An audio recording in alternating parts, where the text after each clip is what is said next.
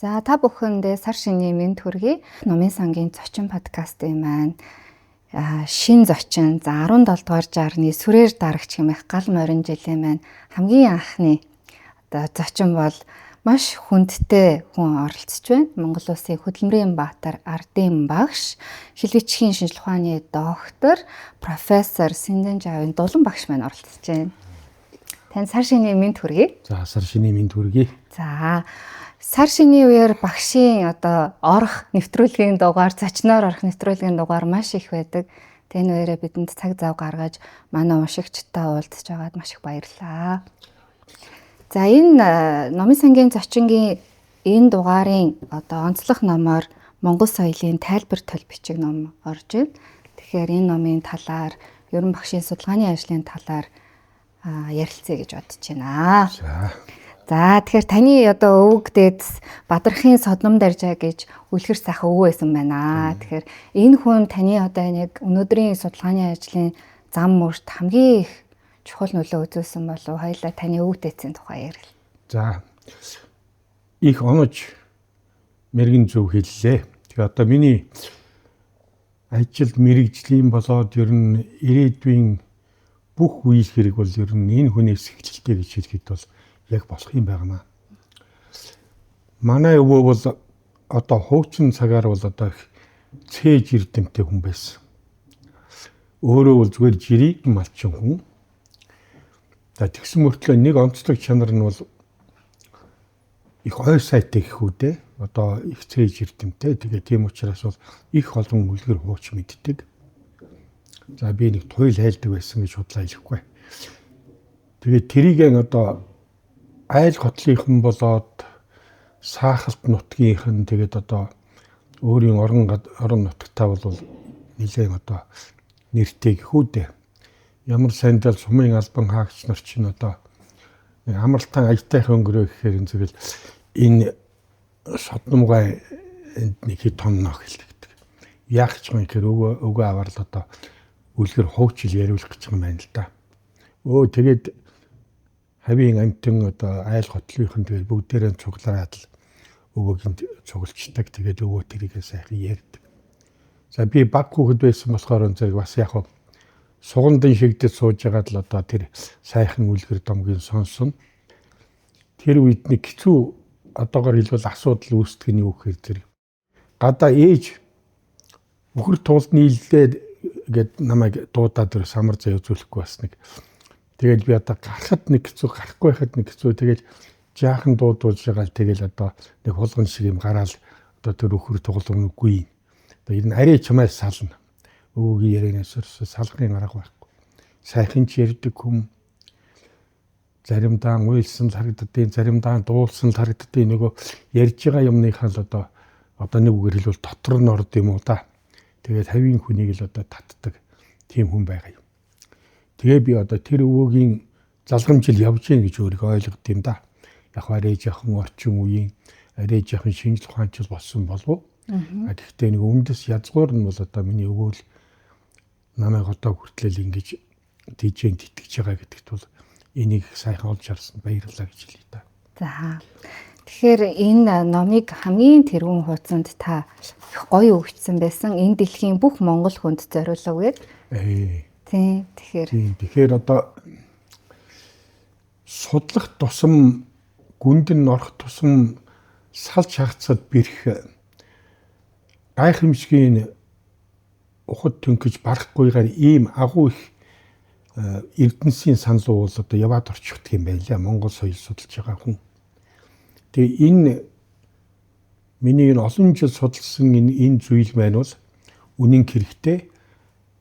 Ямар нэг номоос гэхээсээ илүү бараг л миний өвөг шиг ийм настангуудаас Монгол орныг тойрч цуглуулсан тэр мэдлэгийг би ийм тойл болгосон хэрэг шүү дээ. За мэдээч хэрэг тэр олон ном бол мэдээж судалгааны ном ашигласан жагсаалт нь байгаа бараг 900 гаруй ич байна уу номын жагсаалтууд байгаа. Гэхдээ нэлээд шимтэй мэдлэг нь бол хаанаас үг гэхээр энэ 21 аймгийн олон сумуудаар энэ хээрийн шинжилгээ хийсэн энэний үр дүн болж энэ бүтээл бол гарч байгаа.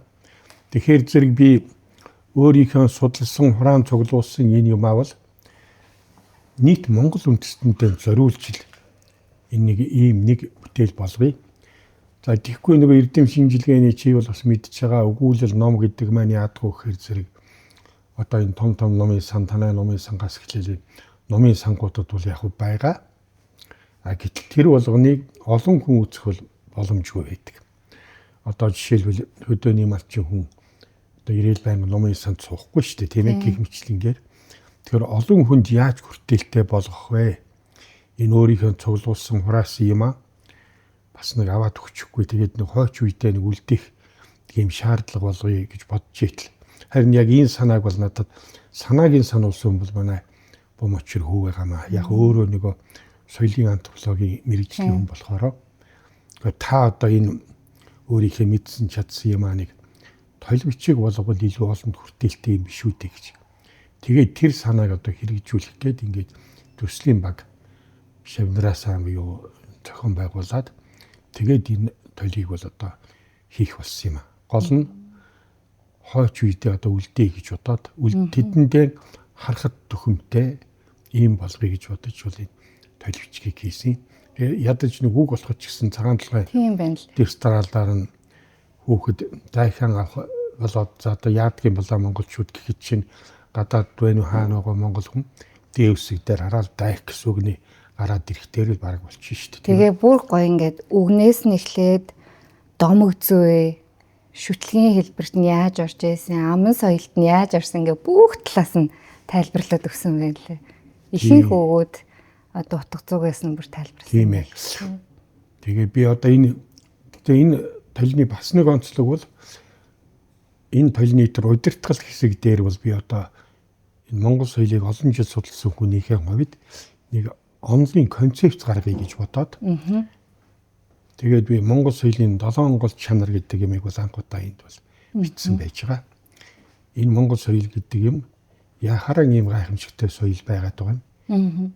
Энэ соёл яагаад одоо энэ олон жил бас бүх бат оршоод байгаа цаашдаа ч гэсэн одоо мөхөж бөхгүйгээр орших юм боломжтой юм гэдгийг бол энэ өөрийнхөө толбичгийн ихэн дээр монгол соёлын 7 гол чанар гэд нэрлээд гээд тест дугаараар нь тоочоод тусварын тайлбарлаад ингээд бол гаргаснараа энэ толбичийг бол бас үнэтэй цэнтэй болов гэж ингэж бодоод байгаа. Тэгээ энэ үнийг бүх монгол хүмүүсээсээ одоо чинь бол энэ дэлхийн даяар шат ч юм уу юу гэдэг монголчууд маань одоо энэ дэлхийн өнцөг болон бүртэл байж байна. Тэгэхээр тэр хүмүүс болгонд хүрээд тэр хүмүүс болгон одоо өөрийнхөө хэрэгтэй зүйлийг мэдээж хэрэг хүн болгон монгол соёлыг нарийн мэднэ гэж байхгүй. Тэгэхээр өөрийнхөө өмнөх мэдлэгээ энэ толиор нөхөн сэлбэж улам гүнзгий мэдэж аваасаа гэсэн үднээс тэгээд энэ дэлхийн бүх монгол хүнд зориулв гэж би бичгийг зорьсон юм аа. За. Тэгэхээр таныг ер нь л одоо соёл судлал, шашин судлал, бүхэл эрдэмт нийгмийн салбар шинжилгээ, антрополог гэл эрдэмтэд бол судалгааны ажил бичихтэй, эрдэм шинжилгээний өгүүлэл бичихтэй таны л номыг ер нь хамгийн нэм төрөнд барьж авдаг их сурвалж дээрээ. Тэгэхээр монголчуудын энэ одоо соёл сэтгэлгээ менталитет гэж хэлэх юм одоо энэ ер нь бид нэр хятад хүнээс, герман хүнээс, орос хүнээс ялгарч байгаа тэр сэтгэлгээний соёлынхаа соёл сэтгэлгээний онцлог нь юу юм бэ? За яг наад онцлог чи миний төрөөлд яриад байгаа монгол соёлын 7 гол чанарт л байгаа. Би өөр яг болж игүүл одоо тест дугаараар нь ярихыг оролдъё. Тэгээ. Монгол соёл бол үүсэл гарлынхаа талаас нь аваад үзэхдээ зэрэг маш бүтцлэг чанартай. Тэр нь юу гэсэн үг гэхээр би одоо хамгийн энгийн махбодоос нь баг эхэлмээр санагдаж байна. За. Одоо монгол үг. Нэг үг. Нэг авиа. Одоо жишээлбэл А гэдэг цагаан толгойн ихэнд ордог энэ авиа биш үү? Энэ өөрөө Монголын язгуурын маш чухал үг байхгүй юу? Утга нь бол орших байх гэсэн үг. А гэдэг ганц авиа. Тэгээд эн чинь бол цагаар хувирна, биеэр хувирна. Амоо игвэл одоо цаг болно. Агсан юм уу ажгүй гэвэл өнгөрсөн цаг болно. Ахуу гэвэл ирээдүй цаг болно. Аасуу гэвэл нэгдүгээр бие болно гэл ингээл бүх юмар хувираад Монголын одоо бүр оршихуйн утгатай маш чухал нэг юм үг. Тэгээд энэ нь цаашаа хувирхаараа зэрэг одоо үгсийн сангийн төдийгүй тэгээд одоо энэ өгүүлбэр зүй энэ юмуд ингээд ороод ингээд цаашаа дэлгэрээд тэгээд тэмдгийн утгаас бэлэгдлийн утга руу ороод ирэхээр зэрэг ингээд том юм цогцлбор болж сүндэрлж байгаа юм да одоо чи одоо барилга байшин барьдаггүй гэж байгаа тий яагаад гэхээр нэг сүмбэр уус шиг юм босоод ирж байгаа манай Монгол хэлсэг тэгээ бүгд ийм өөрийн гэсэн төвшин давхаргууд нь ингээд тэгэхээр зэрэг энэ бол ингээд үүсэл гарлаасаа болвол ийм их бүтцлэг чанартай ийм гайхамшигтай энэ бол ганц үгээр л жишээ ярьж шүү дээ ингээд бараг нэг үг болгоны талаар ярих юм бол одоо бүр хэдэн мянган юм болохоор юм байхгүй юу тий ийм учраас ийм гайхамшигтай хоёрдугаарт нь мөн чанарын хувьд энэ бол жинхэнэ миний онлайн концепц ер нь Монгол соёл ер нь аливаа соёл гэдэг бол бэлэгдэл гололсон тэмдэг дагалдсан тийм систем тогтолцоо байгаа. Монгол соёл бол бүр яг энэ бол бүрэн дүйцэх ийм соёл байгаа юм. Гэтэл иргэн шил гэдэг бол яг ургуугаараа тэмдэг гололсон бэлэгдэл дагалдсан тогтолцоо байгаа. Би энэ соёл иргэн шил гэдгийг харьцаа болоод ялгааг амхантаа ингэж том ялгаад. Би зүгээр энгийн жишээгээр нэг тайлбарлах гэж оролдъё л доо. Одоо жишээ нь та нар очивын залуучууд бол бүгдээрээ жолооны багш болох гэж одоо хичээл сууж байгаа тийм. Та нар энэ жолооны хичээл суухаараа зэрэг машины мотор задлаад энэ төр ундаг байх л та тийм ээ. Үздэг хардаг юм чи юу замын дохоо тэмдэг ийм л юм байгаа шүү дээ тийм ээ. Тэгэхээр энэ тэмдэг гэдэг бол иргэншлийн гол шинж. Тэмдэггүйгээр энэ иргэн ямар ч иргэншил орших боломжгүй. Гэтэл тэр тэмдэг нь дараагийн төвшөндөө очихоор нь бэлэгдэл болдог. Одоо тэр маань ингээд Монгол улсын төрийн далбаа болох юм бол энэ бэлэгдэл болж байна. Төрийн сүлд болох юм бол бэлэгдэл болж. Тэгэхээр энэ тэмдэг голлоод бэлэгдэл дагалдж байгаагаар иргэншлийн онцлог болж байгаа. Гэтэл бол соёл гэдэг бол бэлэгдэл нь голлоод тэмдэг нь дагалдж явдаг. Хөдөөний нэг өвгөн эмгэн хоёр уулын мохорт байна гэж бодъё. За гэтэл бас орчин үеийн болохоор энэ өвгөний хоймрын авдар дээр нь дахин шүтдэг бурхан шүтэн ногоон дэрхийн хөрөг мөрөг байна гэж бодъё. Гэтэл тэр бурханы хөрөг гэдэг бол тэр чигээр бэлэгдэл. Одоо ногоон дэрхийн чин бэлэгдэл гэхэл бүр гайхамшигын бэлэгдэл байгаа тийм үү?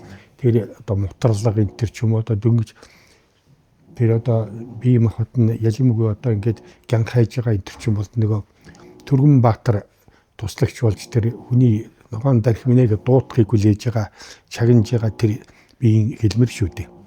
Гэх мэтчингээр л одоо тэр юу гэдэг вэ? Одоо энэ маань бол одоо бүү айцгаагаарай би аврын шүү гэсэн утгатай ч байдаг юм. Энэ нь болохоор арга билгээр ном хэлэлцэе гэсэн ингээл энэ бүх юм нэгэ туж билэгдэл.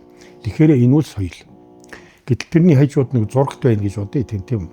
Гэтэл энэ зурагтын чинь хамаг асаадаг, унтраадаг, дуугийн чангардаг, намсгадаг ч юм уу энэ бол дан тэмдгүүд. Тэгэхээр тэр иргэншлийг төлөөлж байна. Нөгөөх нь тэр хажууд байгаа хөрөг бол соёлыг төлөөлж. Яг ингэж ойлгол одоо илүү сайн ойлгоод энэ бол нэг орчин үеийн шинжлэх ухааныхаар одоо семантик юугаар онлоор одоо ярьж гин гэсэн үг л тийм юм. Тэмдэг зүй онлоор ярьж гин гэсэн үг. Ийм маягтайгаар бол энэ мөн чанар нь бол ингэж байна гэж би хувьдаа бол бодож байгаа. Гэгмичнээр энэ Монгол соёлын одоо олон юм бас иймэрхүү маягаар ярьж болно л доо. Одоо жишээлх юм бол хэрэглээний хувьдаа болохоор бүр сонирм. Энэ соёлыг чинь дандаа хэрэглэн шүү тийм. Хэрэглээний хувьд миний нэг хэлэх дуртай үед. Дэлгүүл дэлхийн чинээ болдог Монгол соёл. Хумх юм бол хурган чинээ болдог. Одоо энийг мэдэхгүйгээс болж бид нэр төвч бодолдог болсод байгаа. Тэгээ одоо маш энгийн зүйлээсээ эхлээд тэр том зохицуулбар болтлоо тийм одоо дэлхийн шиг болдог соёл байхгүй. Одоо нэг би нэг төрсийн бэлэгдэл зүй гэдэг нэг бэлэгдэл зүй одоо 7 ай савыг чинь судлахад төрсийн бэлэгдэл зүйгээ судлахаар Монголын малын олон тамга байна шүү дээ тийм. Тэр малын олон тамга дотор ганцхан өргөс, ганцхан сэртэн. За энийг бол одоо манай ойрдууд бол үүргэс гэдэг, өргөс гэдэг. Тэгээд нэг зартиг юм ганцхан. Намайг зарим хүмүүс шөмжилт юм даа. Юм болгоныг ингээд бэлэгдэл болгох гэдэг байх юм гэж. Гэтэл бол энэ би тэгээд байгаа юм биш байхгүй юу? Одоо жишээ нь Монголын малын тамгыг ингээд судалж яхад юу гэж гарч байгаа вэ? Тэр ганц өргөс. Одоо жишээ нь би энэ ойрдын өгчүүлэлтэд ингээд ярьж яхад одоо баядын олон тамга гэл одоо янзын тамга байна. Тэнд байна. Тэр өргөс нь малынхаа хүзүү рүү харж явал энэ мал сөрөг өсөж үржихийн бэлэгдэл болдог. Хоошоо харж явах юм бол тэр одоо хорогдох буурахын бэлэгдэл болчдөг байхгүй. Тэгэхээр нэг ширхэг өргөс нэг ширхэгийн зартаг тийм их бэлэгдэлтэй байгаа юм чинь тэр том тамхан өөрөө яхаараа бэлэгдэлгүй байх уу. Тийм шүү дээ. Гээд ингээд үцхээр энэ хэрэглээний хувьдаа бол ийм айхтар учир чанцад гэгмичтэнгээр энэ Монгол соёлын талаар ярих юм бол одоо маш тэгээд Монгол соёл бол ер нь хүний оюун санааны хамгийн гүн аглагт баяршдаг тийм онцлогтой. Ягаад гэвэл энэ бол Монгол хүний итгэл үнэмшил дээр тогтож идэг зүйл. За заримдаа тэрийг орчин цагийн фармаколог юм уу одоо тэр юуны арцнал ухаанаар ирсэн тайлах боломжгүй. Тэгэх юм бол ямар ч утгагүй ч юм шиг харагдана.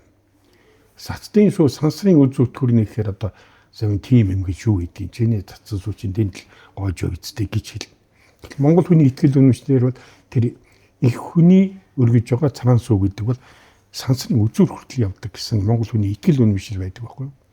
Энэ үнийг би зүгээр юу гэж хэлэх дуртай вэ гэхээр одоо агуу Эйнштейний хэлснийг үгээд логик гэдэг бол А цэгээс Б цэг л хүрнэ.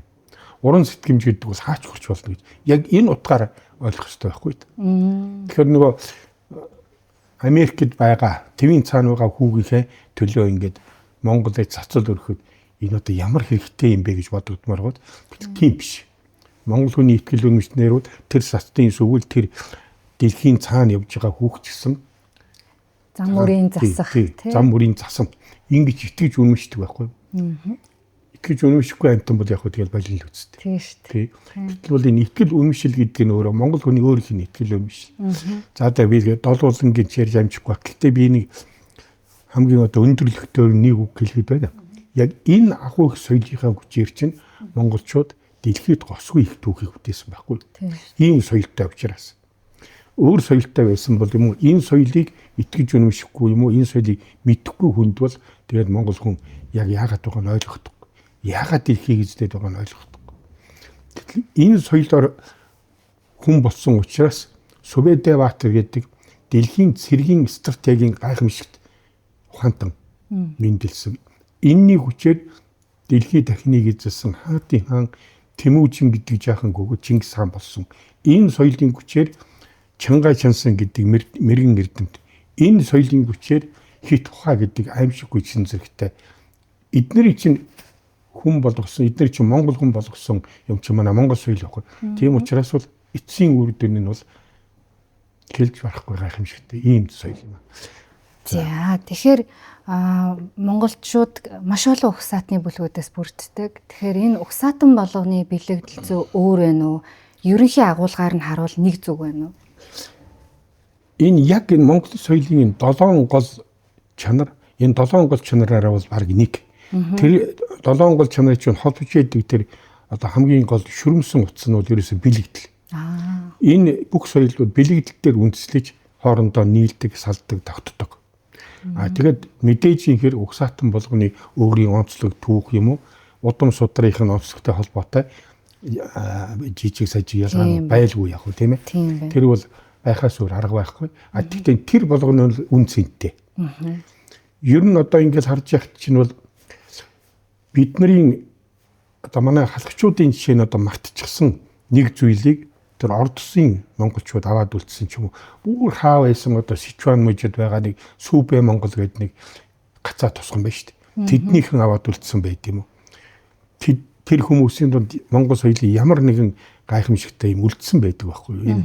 Энэ нэг сонирхолтой юм байгаад байна. Тийм байна. Тэр жишээгээр ярьсан ч гэл байна. Энэ одоо л нөгөө суурин соёл иргэншил дээр Монгол ахуй Монгол соёл бэлэгдлийг шингээсэн гэдэг хүмүүс маш их одоо эдийн засгийн эргэлтэнд оруулаад бүтээгдэхүүн гаргаж байна.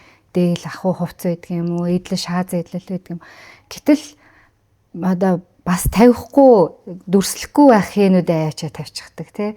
Тэгэхээр энэ дээр та судлаачны хувьд юу гэж хардаг вэ? Сүүлийн ихний үгс өгүүлбэр гинэ. Одоо орчин үед залуучууд, залуу бизнесмэнүүд хүмүүс ер нь нөгөө Монгол соёл гэхээр л дуртай хүссэн хээ уугалз бэлэгдлээ аваачаад дээл хувцсан дээр байдаг юм уу? одоо ахуй хэрэглэл дээр авчраа тавьчихдаг. Тэрийг буцаагаад Монгол гэж худалдаалаад байдаг. Энэ тал дээр та судлаач. За энэ бол ёстой нөгөө одоо бидний анхны ярьснаас хойш энэ бүхэн цаанаа ямар гүн гүнзгий утга учиртай байдгийг одоо орчин үеийн хүмүүс бас аргагүй л байх л да. Хүн болгон судлаач биш, хүн болгон мэдвч. Тэгэхээр зэрэг энэ болгоныг одоохондоо одоо сайн мэдэхгүй байгаа учраас бол тийм асуудал үүсэж байгаа юм. А хэрэг энэ үнийг уг язгуураас нь эхлээд ингээд үндэстэй сайхан судлаад ирэх юм бол энэ бол гайхамшигтай зүйл байна. Би тэгээд дахиад нэг юм хэлье. Энэ Монгол соёл өөрөө их бүхэлдэг чанартай учраас ингэж дундаас нь өмөлт цөмөлт судлаад ямар нэг үр дүн муу гарна.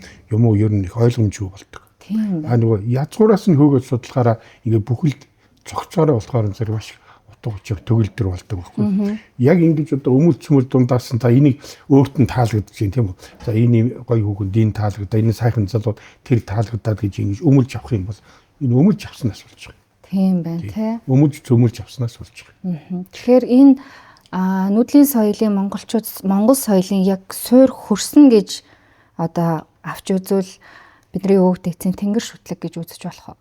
Бололгүй яг чухам тэгж үзэж болно. Яа тэгэхээр би таны бэлэгдэл зөө, тэнгэр шүтлэг, домог зөө өдрийг танаас асахгүй л үрхийнээс асуух. Тэгэхээр яг энэ тэнгэр шүтлэгтэй холбоотой бид нар цагаан сарын үеэр Монгол хүн бүр ойлгож авах юуг бид нар одоо яг энэ хөхөрч харагдаад байгаа зүйлийг тэнгэргээд байгаа юм уу? Ямар тэр үнэт зүйл нь яг юу юм бэ бидний дээр эрхэмлэх? За яг нэгэнтээ ингэж хэлснийг одоо монголчуудын өнөөдөр бидний хамгийн их гол нь тэмдэглэж байгаа хоёр их баяр байна шүү дээ тийм үү? Одоо цагаан сар, наадам хоёр байна. Энэ хоёрын чинь цаад яг одоо гүн ухааны үндэс нь, философийн үндэс нь юу гэж хүмүүн тэнгэр газар гур. Монголын одоо нэг эртний сурууч бичгт бол хүмүүн тэнгэр газар гурвын хүчин сүлд буян гიშгийг хүргэн ирүүлжүүд нь хүслээр өгөн сойрох гэдэг ийм концепц байгаа.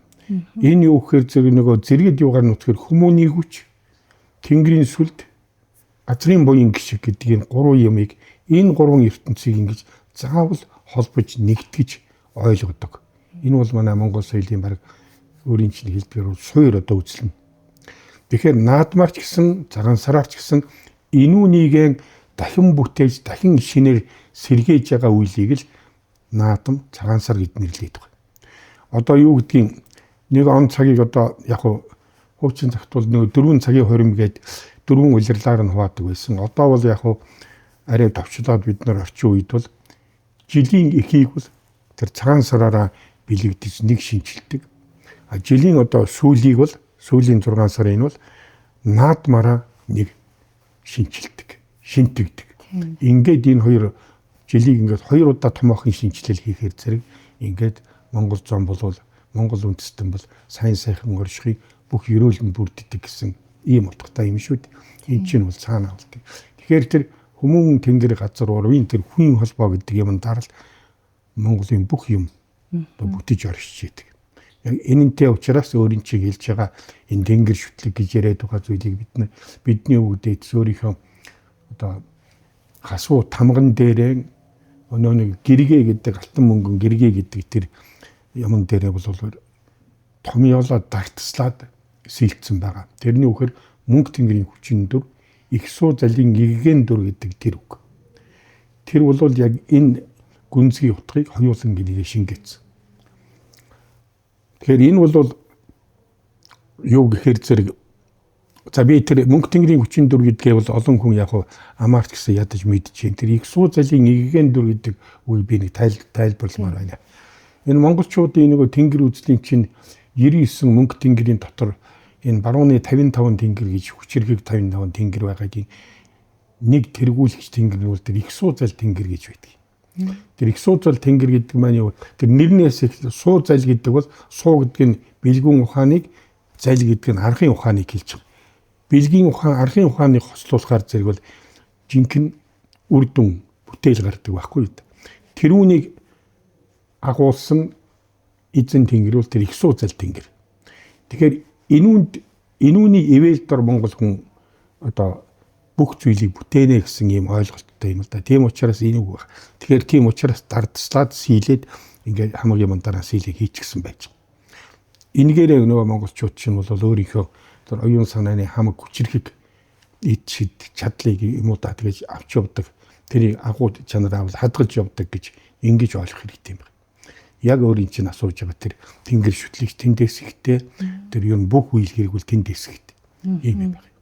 Одоо шинэ нийгмийн өглөө шашин шүтлэгийн хувьд бөмбөргөлтэй байдаг юм уу, исламын шинтэй юм уу, бурхны шинтэй хүмүүс, эсвэл атеист шашингүй үзэлтэй хүмүүс шинэ нийгмийн өглөө эртний монголч одоо гэрийн эзэд бол одоо хамгийн өндөрлөг уул овоон дээрээ гаргаж хиймрээ одоо мөрөө гаргадаг бол орчин цагт хятадд байдаг юм уу, герман, оросд байгаа монголчууд дэлхийд даяар тархсан монгол ирчүүд яаж одоо энэ бэлэгдэл зүгээ хадгалж энэ тэнгэр шүтлэг энэ одоо утга санаа үнэт зүйлээ шингээж мөрөө гаргуул зүгээр. За тэрийг бол одоо ер нь аман соёл оронжаар одоо сүлдэнд мөргөх Сүлдэнд гэж байгаа. Ямар сүлдийг энэ ерөөсөн төрийн сүлдээ ч хэлж байгаа. Монголын төрийн сүлдийг хэлж байгаа.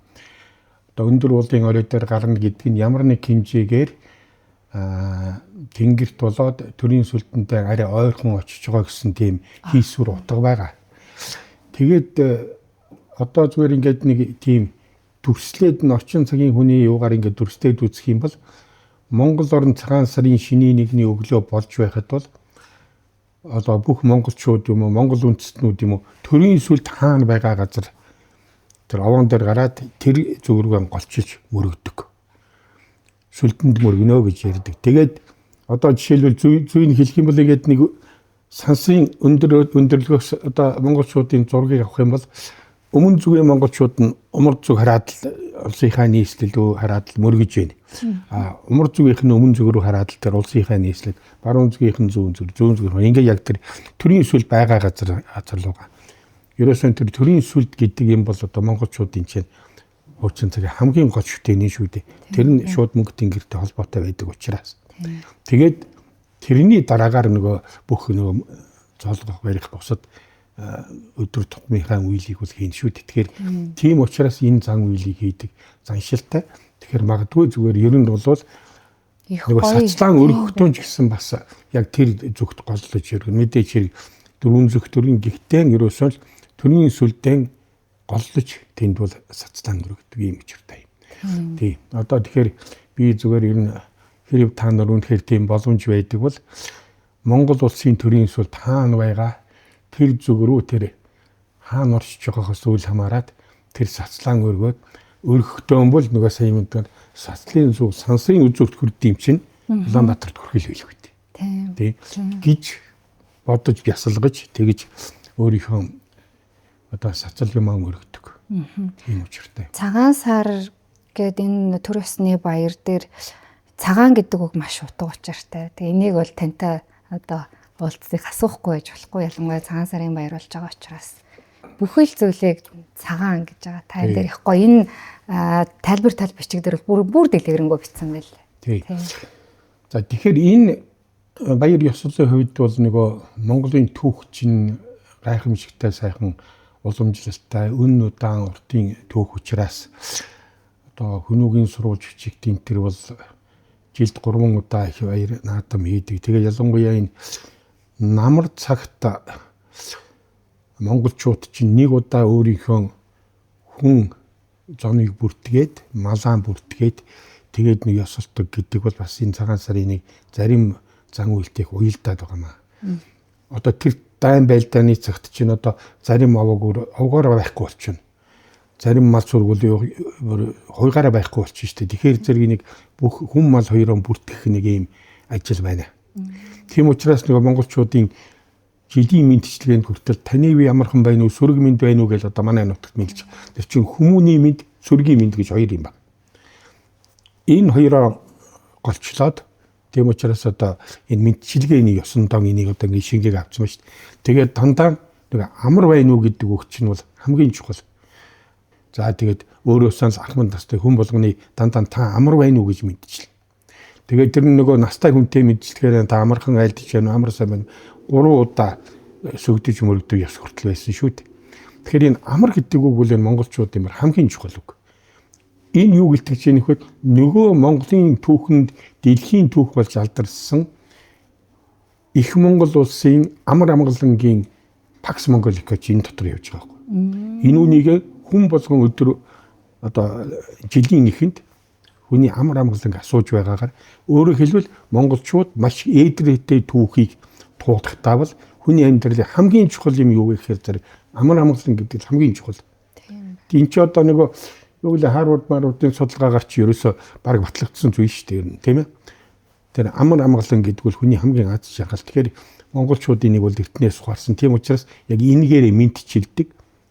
Тийм учраас энэ мэдчилгээ бол ингээд монгол хүний бүр жил сар хамаг юмд нь одоо цагаан сарын үед бол тэгээ энийг бол өнгөөр төлөөлүүлэхээр цагаан өнгөөр төлөөлүүлж байгаа. А өөр нэг зүйлийг хэлэхэд бол энэ одоо энэ баярын хувьсалтай холбоотой өөр зүйл хэлэхэд бол нөгөө нэгэн хэсэг чинь Монгол байтугай ер нь дэлхийд даяараа ерөөсөн ан агнуур түүн цуглуулгын соёл гэж нэг гитэн 100 мянган жил үргэлжилсэн нэг соёл байна. Тэр соёлын улбаа нь бол энэ намар болж исэн ой дурсамж нь байхгүй юу та. Энүүнийг өнөөдөр битүүн болгоод монголчууд аваад үлдсэн. Энэ битүүн гэдэг бол эртний монголчуудын одоо тэр ан агнуур түүн цуглуулгын үеийн соёлын улбаа нь хоцорлно. Тийм учраас идэ тавьдаг. Энэ шүүс идэ битүүлэг гэдэг чи одоо тэрний гол идэ нь байхгүй. А тэгээд дараа нь нөгөө жилийн ихэн одоо малын цүүсээ гарч их цагийг тэмдэглээд тэгээд цагаан сар нөгөө бүх юмыг цайлах утгаараа тэр цагаан өнгийг бэлэгдсэн утгаараа жилийн ихийг цагаан сар гэд нэрлээд тэгээд нөгөө буряд энэ төр болохоор хүн хар гэж байгаа сүүн сар гэж. Бүх монгол улсад яг өөр өөр ихөөр ингээд цайлгаад бэлэгдэж байгаа. Энэ хоёр бэлэгдэл бол ингээд нэг дор уулзж байгаа. Тэгэхээр битүүн цагаан сар хоёр бол минийхээр бол нэг нь бол эртний ангуучин цагийн үеийн одоо тэр хувь сарын бэлэгдэл. А дараа нь бол жилийн ихийг хавар тэмдэглэдэг болсон цагаан сарын ингээд нэг дор хоёулангийн тэмдэглэж байгаа. Ийм учиртай гэж би боддог. Энэ хувц эдлэл дээр одоо хувь хүртэх бэлэг өгөх гэдэг байгаа. Энэ дээр бас тэр цайвар өнгийг эрхэмлэх ёстой юу? Тэгэхээр энэ дээр бол нэг зүйлийг одоо ханхаар хэрэгтэй. Миний баг байхад ялангуяа манай нутгийнхан бол ер нь бэлэг гэдэг үг баг хэрэгэлдэг байсан. Бол хүүхдийн хувийг өгөөрэй. Дандаа хувь гэж ярьдаг байсан. Зүгээр өөр газар ямар байсан мэдэхгүй. Тэгэхээр ер нь бол утга нь бол тэр хүн болгон нэг амьд хүн болгон өөр өөрийн идэх идэл хувьтайгаан төрдөг. Мал болгон өөрийн идэх ус бэлчээрийнхээ хувьтай төрдөг. Яг тэрнтэй адилхан нэг жилийн ихэнд бол тэр хувийн дутаахгүй төлөө тэрний хомсдуулахгүй төлөө өгдөг юмыг бол тийм учраас хувь гэд нэрлэж ирсэн. Одоо тэр хувь сар гэдэг чинь бас тэр байхгүй юу? Хувь сар гэдэг чинь тэр намрын одоо сүүл сард чөлөө тэр намар тэмдэглэхтэй нөгөө их ав хамраг гийгээд тэр ав хамрагын одоо шүүс эдийн дээжээс яг хүн хүнд тохирсон хувийг өгдөг. Хүүхдэд зориулсан хувь байна. Их настан зориулсан, дунд хэрийн насныхан зориулсан юм өөр өөрийн хувьтай байдаг. Тэгэхээр тэр хувийг нөгжээж тэгээд хувь сар нэртэй байсан байхгүй. Хувь сар гэдэг бол энэ чинь хүний амьдралын философийн асуудал шүү дээ. Тэгээд тийм учраас бол тэр анхан бол ер нь хувь гэд нэрлэж байсан. А тэгээд одоо энэ профессор Нандин Бэлгийн тэрийн судалгаанд байгаа сүүлдээ нөгөө хувь бэлэг хоёр болж яах ялгарсан. Тэр нь юу гэхээр зэрэг яг өөрийнхөө ураг төрлийн гэр бүлийн дотор хүмүүстэй өгж байгаа юм нь бол хувь. А тэгээд гаднаас зочилж ирж байгаа хүмүүст өгдөг юм нь бол бэлэг. Өөрөөр хэлбэл тэр гадны хүнийг бас гарын цайлахын төлөө ч юм уу. Тэгэхээр энэ хоёр бол жаахан ийм дотроо ялгаатай бас ойлголт болсон байна гэж ингэж ойлгох хэрэгтэй. Энэ дээр бас тооны бэлэгдэл орж ирэх үү? Орлгүй яах вэ? Ер нь тэгээд л одоо нэг мөхс, хоёр хомос, гурав төгс гэл. Энийг тооны бэлэгдлээ гайхамшигтай.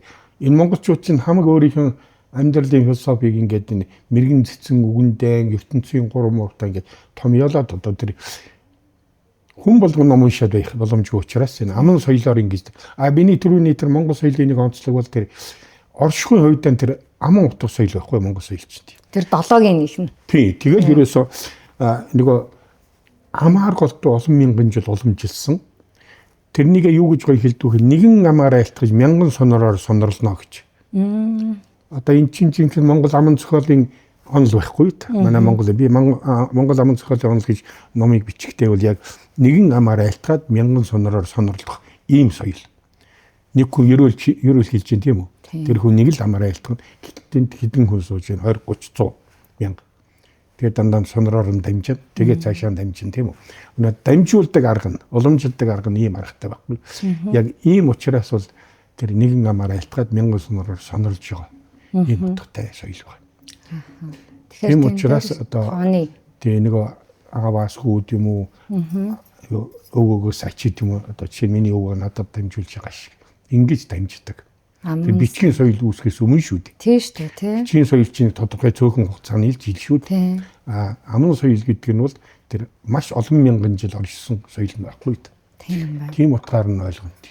Нүүдлийн соёл, суурин соёл гэж ярьж байна. Бас дээр нь цагаан сар дээр түлхүү бөөмөргөл бурхны шашин хоёрын юм нэг нэгдсэн зөвхөн Монголд байгаа гэж хэлж болохоор бас зан үйлийн хэлбэрүүд харагддаг л да. Та энэ дээр ямар бодолтой байдаг вэ? Тийм бөөмөргөл гэдэг маань нөгөө тэнгэр үзэлтэйгээ шууд холбоотой. Яг хөө дотор нь ярих юм бол ярил онгод шүтлэг, тэнгэр шүтлэг хоёр ялгаатай шүү дээ. Зөвхөн энийг нөгөө орчин цагийн хүн мэдэхгүй учраас янз бүр ярих бодолдг юм байгаа юм. Онгод шүтлэг гэдэг маань яг нэг ураг удмын одоо манай тийм одоо манай өвгдээдсэн хэдэн үеэрээ шүтсэн ийм онгод тийм онгод юу гэдгийг за шарнууд овгийнхан бол одоо цагаатай өвөө цангилан удганч гэдэг юм уу ингээд овг болгонд өөрийн гэсэн тийм дээд үеийн онгод байгаа. Хорчингууд бол хоогтой авч гэдэг юм уу тийм ээ. Тэгээд газар болгон байгаа. Гэтэл бол нөгөө тэнгэр шүтлэг гэдэг чинь дахиад дээшээ. Утгаар нь хэлбэл баг манай Монгол үндэстнийг нийтэд нь одоо даасан тэр том зүйлийг хэлж байгаа. Тэгэхээр энэ хоёрын хувьд бол ийм. Тэгтээ хоорондоо зөрчилд гашилдах юм баг байхгүй. Тий. Нөгөө одоогийн хүний хэлээр бол төвшний ялгаа л байгаа. Тий. Одоо ялгаагүй шүү дээ. Одоо хүний засаг захиргаа чинь одоо нэг гошууны засаг захиргаа, улсын засаг захиргаа хоёр өөр шүү дээ тийм үү? Яг тэрэн шиг маягийн тийм одоо том баг хоёрын ялгаа бол байх. Тэгээд ерөнхийн нөгөө гол зарчмын тэр одоо миний хэлдэг тэр нөгөө гол судас болох тэр бэлэгдлийн тэр юм нь бол бүр газар сайгүй яг нэг адилхан зарчимтай ингэж явна шүү дээ. Энийг сайн харж ээж бурхны шорж ирсэн бах те. Яг энэ дээрээс суурилж орж. Тий, мэдээжийн хэрэг тэр бурхны шашиныг бол одоо манай судлаачид бол сайн мэдж байгаа шүү дээ. Ер нь бол бараг л нөгөө хүмүүгийн цаг үеэс нааш тэр алтан бурхны домог момог тийм ээ. Тэгээд дараагаар нь нөгөө дунд дэлгэрэлт, сүүлийн дэлгэрэлт энэ төр гэх тийм үү. Энд чинь нэгэд тодорхой үе шатаар дамжиж явсан байх шүү дээ. Тэгээд эхлээд бол хааны ордонд голдуу байж байгаа дараагаар нь ардуудын дунд түгээд ингээд ийм олон үе шатаар явсан байна. Тэр тоолондоо бас ялгаа байхгүй миний бодлоор бол ямар нэг их хэмжээгээр Монгол ардын энэ заншил энэ юмнуудыг өөртөө бас тодорхой хэмжээгээр шингээгээд тийм учраас эн чинь бол монголчуудад их ойр болж хувирсан юм байгаа. За тэр байтугай би одоо тэрийг яриад явах. Одоо том номын юу болчихно. Бурхан гэдэг үгийн гарлын тухай хүртэл миний одоо арай өөр үзэл байдаг юм. За. Тийм. Гэхдээ энэ үнийг бол одоо баяр наадмын үеэр биш гэдэг. Тийм одоо яриад дуусахгүй байна. Тэр Монгол том үгийн дөрөв номыг л уншсан.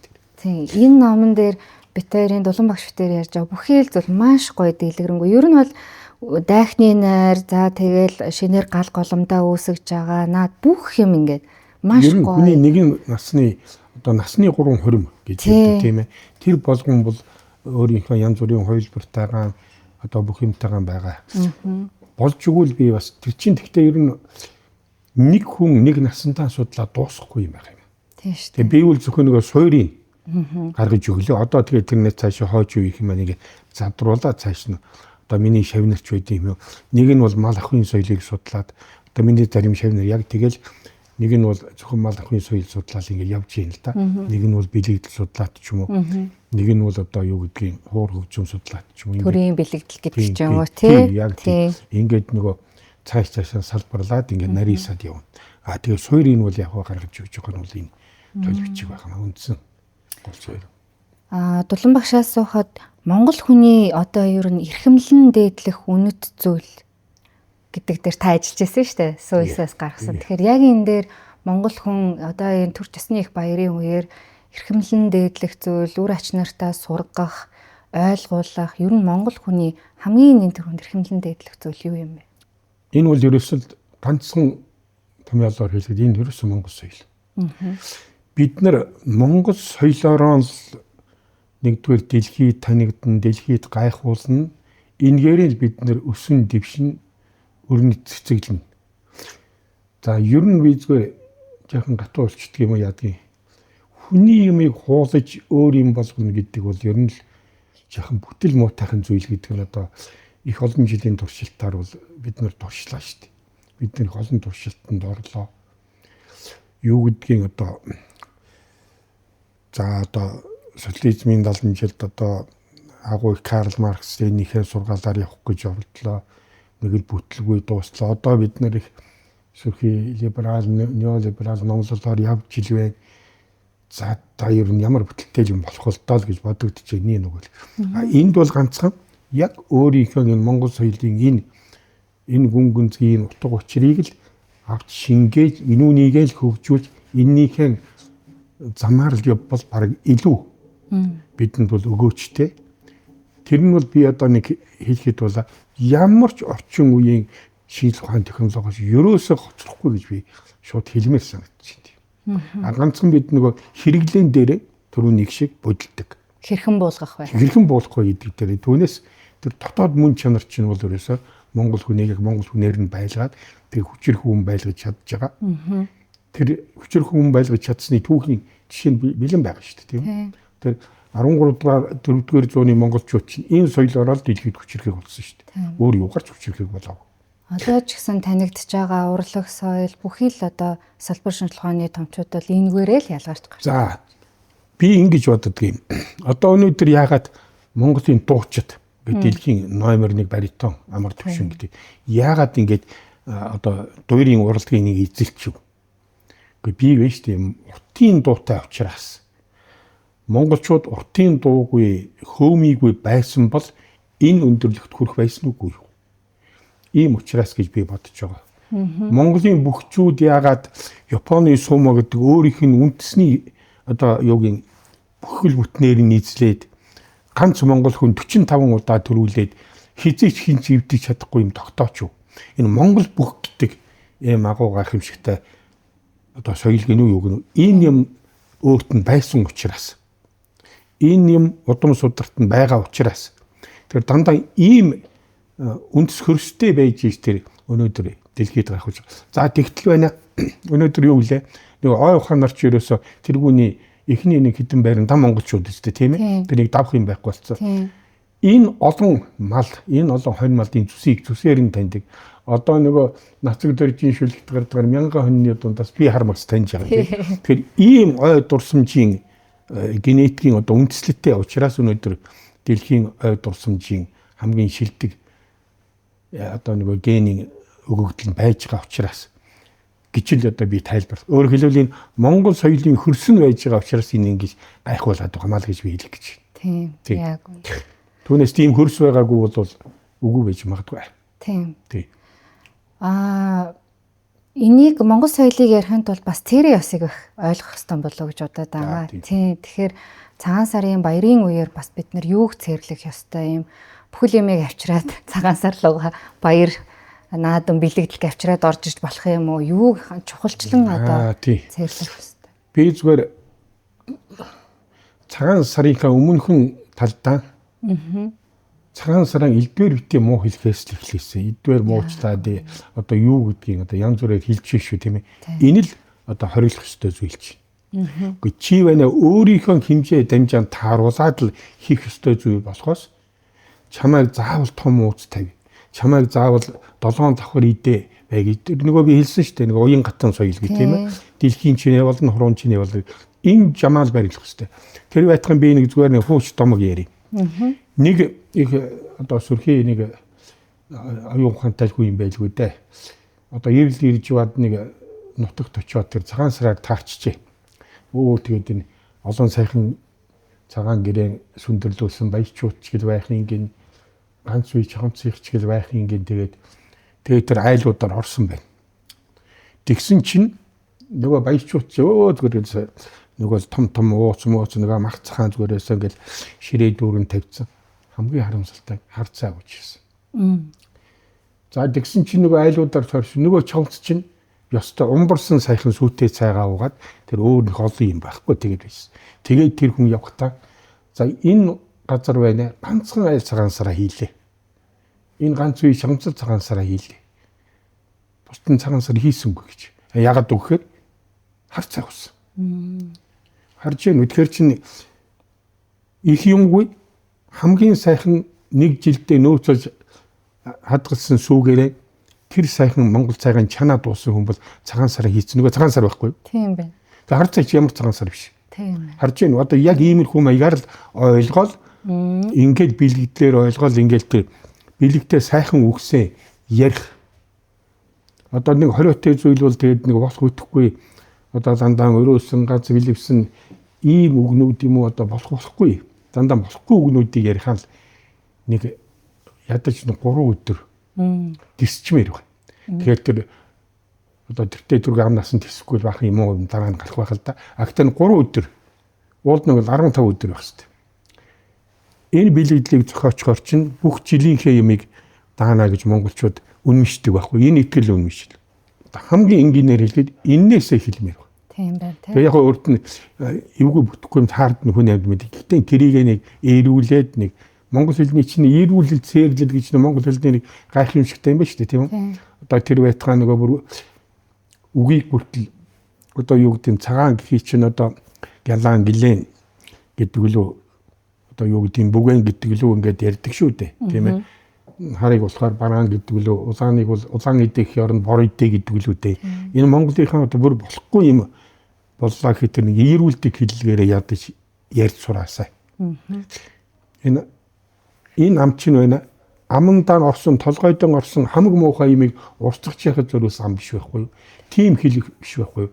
Монгол хэлний нэг онцлог бол одоо бусад хэлийг би ямар судалсан биш те. Энэ үгнүүд нь би том мэдшгүй тийм аюултай хэл байхгүй. Тийм учраас амаа мэд. Тэгт. Наад амаа жаахан гिचээ. Жаахан төвчээд өөр хоорондоо бие биентэй нэг аятайхан үгээр яриад ингээд нэг 3 хүнчихгүй юу да. Тийм. Тий. 3 хоног гэснээс энэ 3-ын Монголын бас 3 гэдэг тооны бэлэгдэл ямар учиртай вэ? Энэ монголчууд чинь нөгөө соёлоороо юм их өмчилдэг болсоод. 3-ын таг гэж одоо Монгол таг гэдэг нь шүү дээ. Харин тий. Нөгөө ертөнцийн бүх бүтц юм чинь бол гурвалан сэтгэдэг ийм үндэстэн учраас тэгээд альва сайн юм ялангуяа сайн үйлийг бол дандаа гурвлах их дуртай. Одоо найрын 3 дуу, наадмын 3 5 гэл ерөөсө бүх юм 3-аас эхэлнэ гэж. Уул аван дээр харахаар 3 тойрон гэх. Тий 3 тойрон гэл ерөөсө энэ бүх үйлдэл бүх юм энэ 3-аар цагалдаг тийм үү. Тэгэхээр яг энэ тийм учраас ямар сайн та Монголын тоо гэдэг хэрэгтэй. Монгол тоо гэдэг. Бусд нь хайшаа өөр үндэсний тоо юм хайшаа. Гэтэл чи үндэстэн болгонд өөрийн тоо байгаа шүү дээ. Хятадын бол жишээлбэл юу вэ одоо 8 шиг тийм ингээд явдаг шүү дээ. Яг энэ шиг Монгол соёлд монголчууд яг 3-ын тог өмчлөө тавьчихсан. Соёлын өмч тоо. Соёлоороо өмчлсөн тоо байхгүй. Тэгэхээр энэ соёлоороо өмчлсөн тоогоо бол хэрэглэх хэрэгтэй. 339 гэлтэй бүх юм нь 3 руу ороод. Тий. 339 гэхээр тэнгэрлүү явж. Тэнгэрлүү явчихна тий. Тэнгэрлүү явж. За энэ 3 ертөнцийн 3 өдөртэй холбоотой. 3 ертөнцийн юу гэж. Одоо нөгөө яг ертөнцийг гурван сэтгэлгээ чинь тэр ертөнцийн 3-т явж штэ. Ертөнцийн 3 чинь бас яг зарим ертөнцийн нэлээд олон ертөнцийн 3 чинь нэг мөрөн нэг шатн тэнгэрийн тухай, нэг шатн газрын тухай, нэг шатн хүний тухай ингээд энэ 3 ертөнцөөрөө яасан тийм ертөнцийн 3 зөндөө. Ингээд дуусахгүй тий. Энэ ерөөсөө би хэлж байгаа харин энэ ерөөсөө хизээч дуусахгүй хаа. Энэ одоо хэдэн том институт ажиллаад ч ер нь дуусахгүй хаа. Юу нэг хүн. Тийм. Өнгөрч буй хуучин хондоо танд Монгол улсын хөдөлмөрийн Баатар цалыг хүрсэн. Оюуны хөтөлбөрөөрөө. Дээр нь бас үзэж байгаа түмэнд хандаж хэлэхэд бас сонирхолтой зүйл бол ЮНЕСКОгийн тайзанд хөмөргөн гурвалж ингээд маш гоё бүтээлийг судалгааны суурьтай бүтээлийг анх удаа дэлгэсэн. Та энэ талаар бас яриад байна.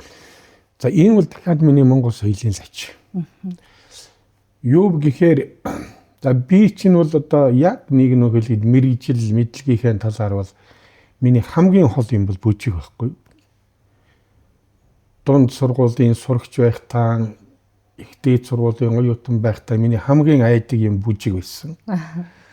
Одоо нэг үдшилэг дээр яваад очихоор нэг нөхөр ингээд дэвцээ далдангаад урд ирээд урилга ийм өгчүүл байда яадаг вэ? Ягаад тэгэхээр нөгөө над хөдөлгөөний ивсэл байдгүй.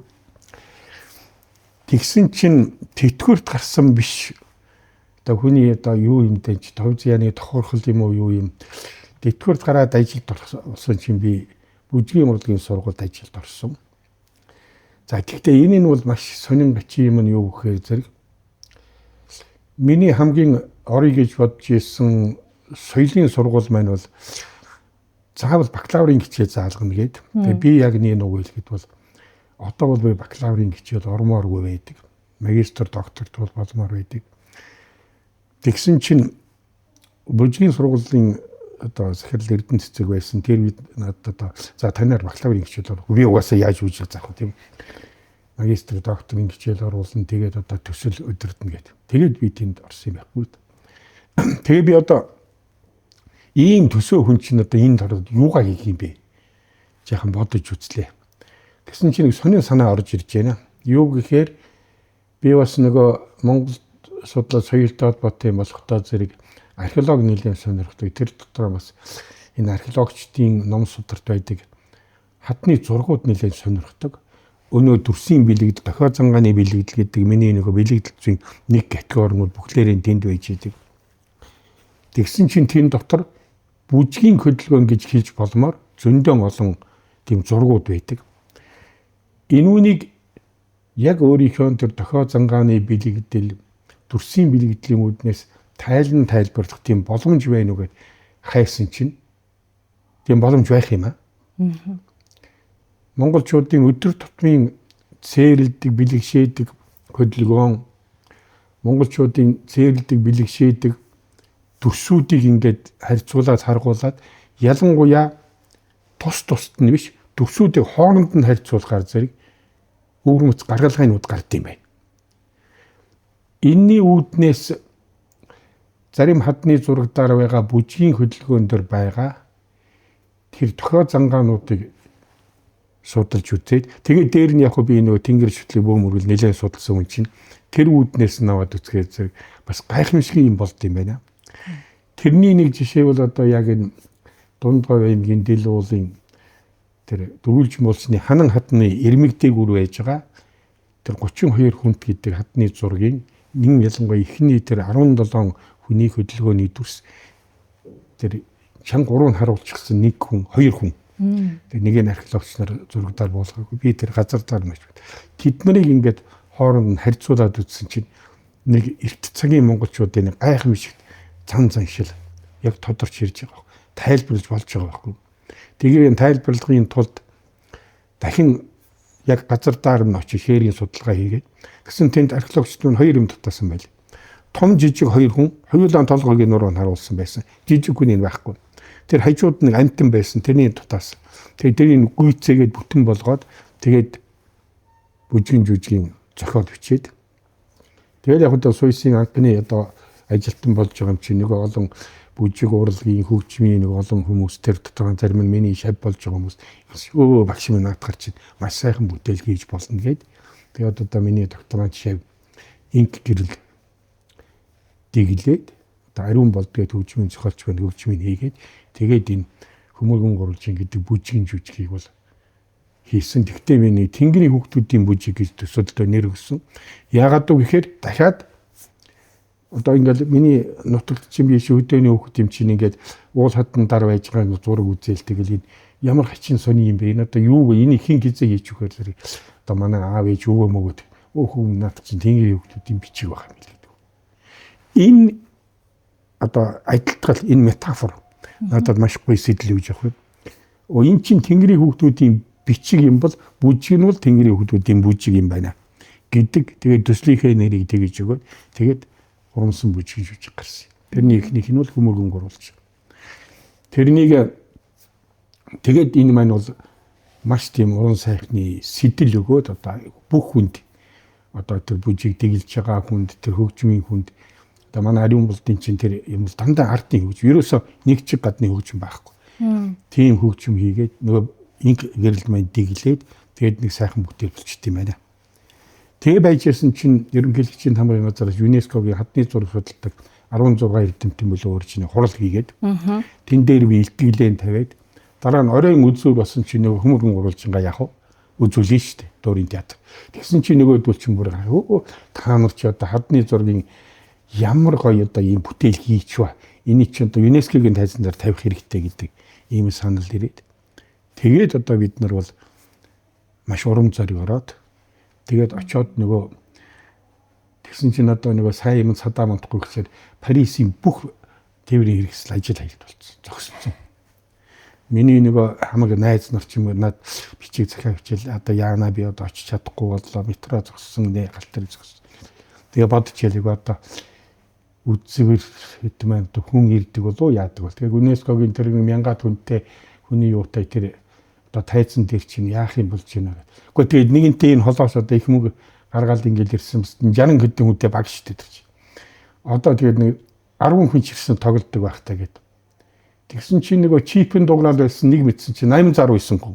Баяр далай. Тэгэл тайзандаар ястаа урам зоригтой наргагүй үжигэн жүжигэн тоглоод дараа нь тэгсэн чинь 10 гэдэг мянга босоод нөгөө дүүл чинь нэг вау гэдэг юм аа өглөө бөө юм болоод бас тэр чинь их сонин сод юм. Ягаад гэхээр нөгөө бидний тэр бүжгийн жүжигэн тэр цаад санаанд нь ЮНЕСКОгийн хэдэн конвенц гэлээ дээ. Тэр юмны утгаснаа байж байгаа гинэ.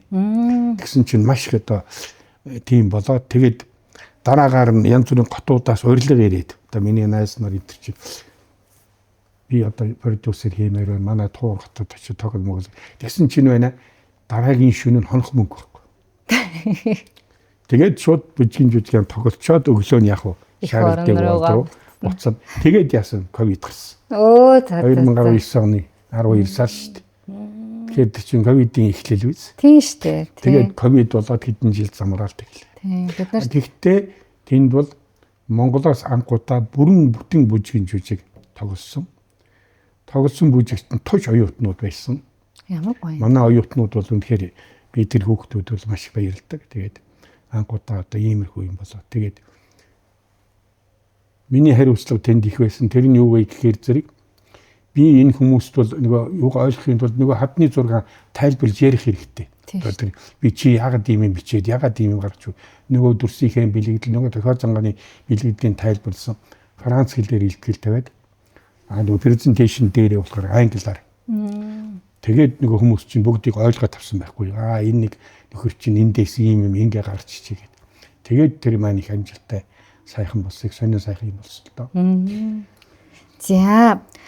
За сүрээр дарагч хэмээх гал морин жил маань одоо ингээ эхэлж чинь тэгэхээр том эрдэмтэн ирснэх энэ жилийнхээ өнгийг асууя. Эзэн хаамаа моржилтэй байсан. Бид нар ч одоо бас сүргийн хиймрийг одоо хүнийхээ хиймрийг хүртэл адуун сүргтэйгээ холбодог. Тэгэхээр та гал морин жилийн өнгийг одоо хэр харж байна?